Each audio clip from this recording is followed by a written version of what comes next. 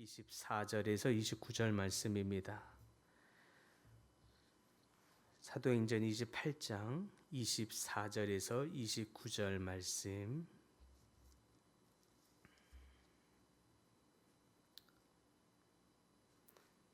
한 목소리로 함께 봉독합니다. 그 말을 믿는 사람도 있고 믿지 아니하는 사람도 있어 서로 맞지 아니하여 흩어질 때에 바울이 한 말로 이르되 성령이 선지자 이사야를 통하여 너희 조상들에게 말씀하신 것이 옳도다. 일러스되 이 백성에게 가서 말하기를 너희가 듣기는 들어도 도무지 깨닫지 못하며 보기는 보아도 도무지 알지 못하는도다. 이 백성들의 마음이 우둔하여져서 그 귀로는 둔하게 듣고 그 눈은 감았으니 이는 눈으로 보고 귀로 듣고 마음으로 깨달아 돌아오면 내가 고쳐줄까 함이라 하였으니 그런즉 하나님이 이 구원이 이방인에게로 보내어진 줄 알라. 그들은 그것을 들으리라 하더라. 아멘. 바울이 로마에 도착해서 유대인들을 불러놓고 하나님의 나라와 예수 그리스도에 대해서 간절하게 설명하고 있는 장면입니다. 그는 감옥과 같은 이 집에 가택연금하고 있는 상황이지요. 그런 속에서도 바울은 열정적으로 복음을 증거합니다. 그때에 본문 24절에 말하기를 그 말을 믿는 사람도 있고 믿지 않는 사람들도 있더라 라고 말합니다. 바울은 성경 전체를 관통해서 메시아 예수 그리스도에 대해서 증거했습니다. 그런데 유대인 중 일부는 그것을 받아들이지 않고 있습니다. 같은 장소, 같은 시각, 같은 말씀을 들었는데 반응은 극명하게 나뉘었습니다. 믿는 자도 있었고 믿지 않는 사람도 나뉘었다는 것입니다.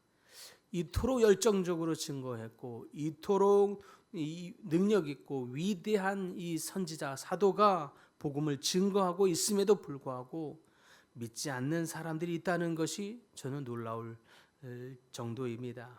그런데 이렇게 복음이 들어가면 명확하게 알게 되는 것이 있습니다. 복음을 받아들이는 사람, 또 거부하는 사람입니다. 둘 중에 하나의 결단을 복음은 요구하게 됩니다. 중림은 없습니다. 마치 그때 양과 염소를 구분하듯이 천국 백성과 지옥 백성이 나뉘어지게 됩니다. 이때의 이러한 구분의 기준은 오직 믿음입니다. 이 믿음은 그가 예수를 알고 있더라라는 것이 아닙니다.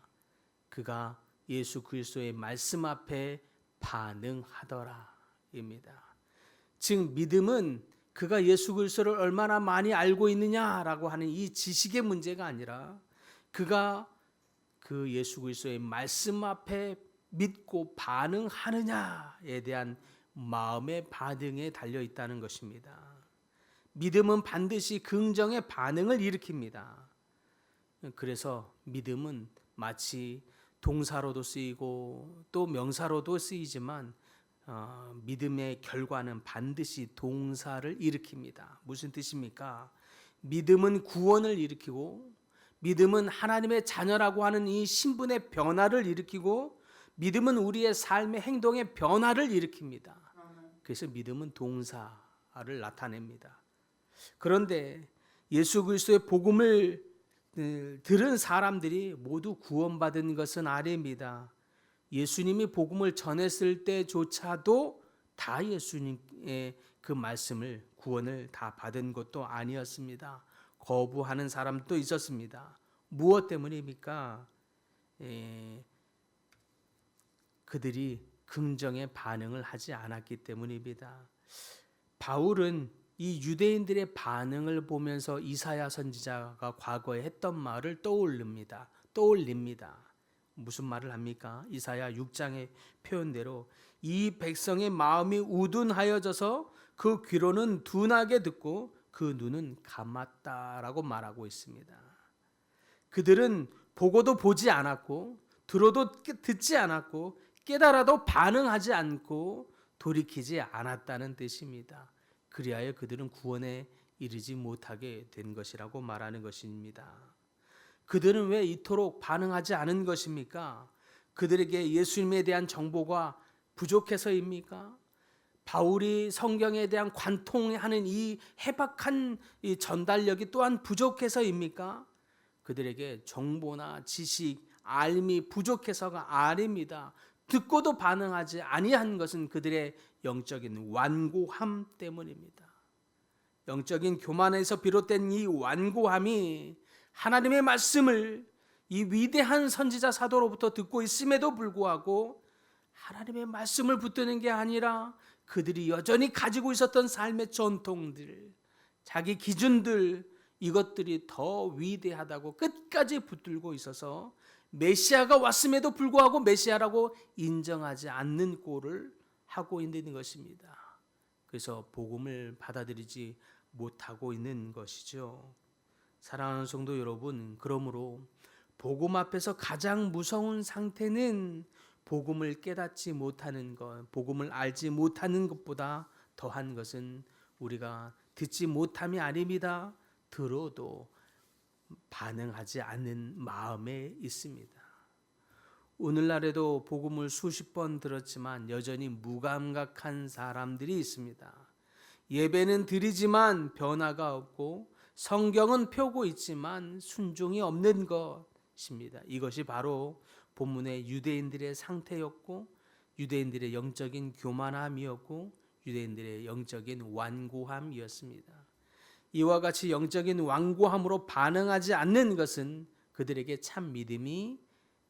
있는 것이 참 믿음이 아니라고 하는 증거이기도 했습니다.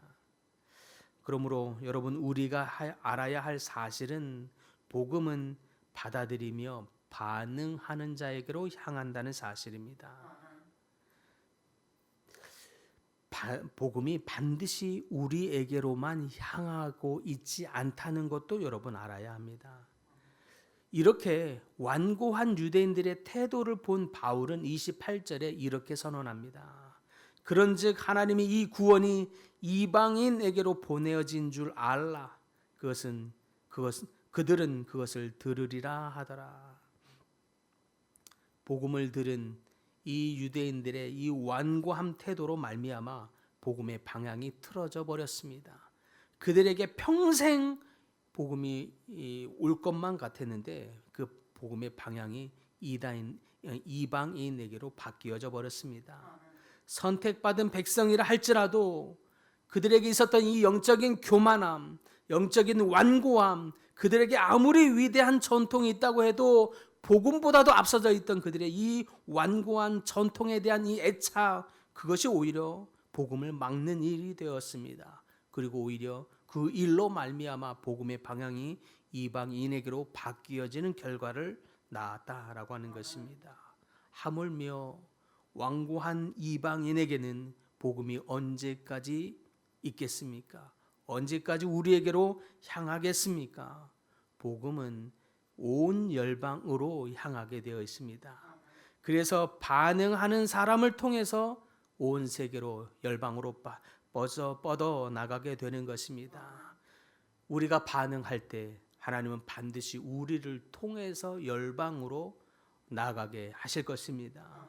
하나님의 구원은 결코 멈춘 적이 없습니다. 어떤 사람이 거부하더라도 하나님은 그 거부하는 자를 통해서 사용하지 않을 뿐이지 또 다른 반응하는 사람을 통해서 복음은 반드시 열방으로 가게 되어 있습니다.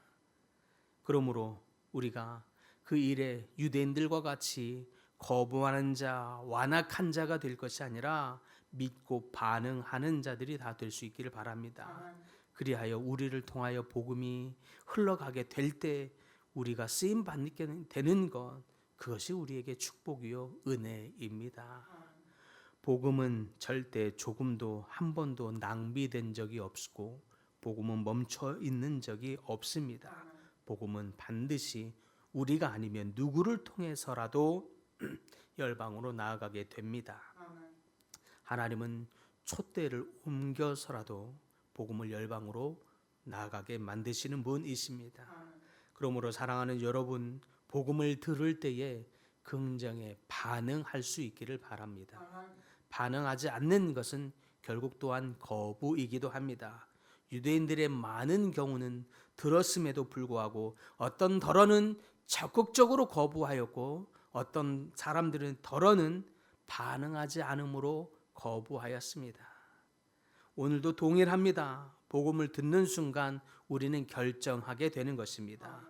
반응하든지 반응하지 않든지 적극적으로 거부하든지 수동적으로 아무 반응을 하지 않으므로 거부하든지 하게 되는 것입니다. 영접하는 자 곧 그의 이름을 믿는 자들에게 하나님의 자녀가 되는 권세가 주어졌다고 말합니다.